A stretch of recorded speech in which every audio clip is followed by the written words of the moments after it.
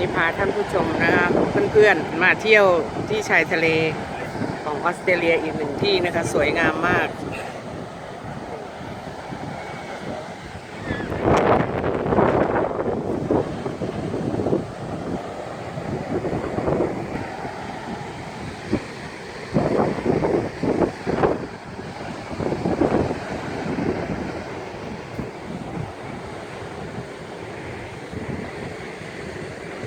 คนเยอะเลยนะคะ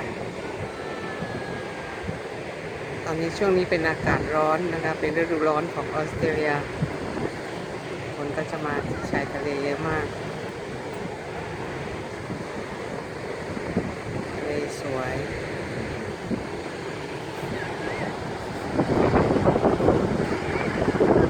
อากาศดีมากอยากให้ทุกคนได้มาเที่ยวกันนะคะว่างๆก็มาเที่ยวกันนะคะที่ออสเตรเลียวิกตอเรียนะคะเมลเบิร์นเป็นอันดับ2ของโลกนะคะที่น่าอยู่เป็นเมืองน่าอยู่นะคะโซนที่อากาศดีมากชายทะเลน่ามาเที่ยวสวยงามมากนะคะ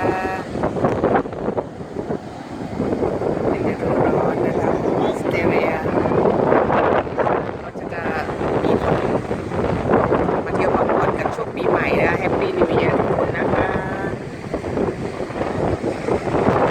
สวยมากนะคะมีคนเล่นน้ำด้วยเนาะนี่ไม่ได้เอาชุดมาก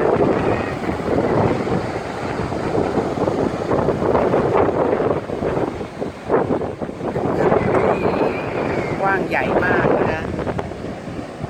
ออสเตรเลียแล้วก็สวยมากด้วยอากาศดีมาก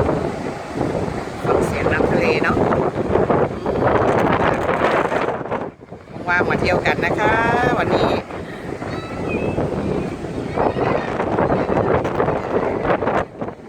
แล้วก็อย่าลืมกดติดตามนะคะเพื่อไม่ให้พลาดคลิปดีๆที่เราฝากกันน้ำทะเลเนาะสวยมากลมจะแรงหน่อยวันนี้ไปแล้วนะคะขอบคุณมากๆที่ติดตามรับชมขอบคุณมากค่ะสวัสดีค่ะ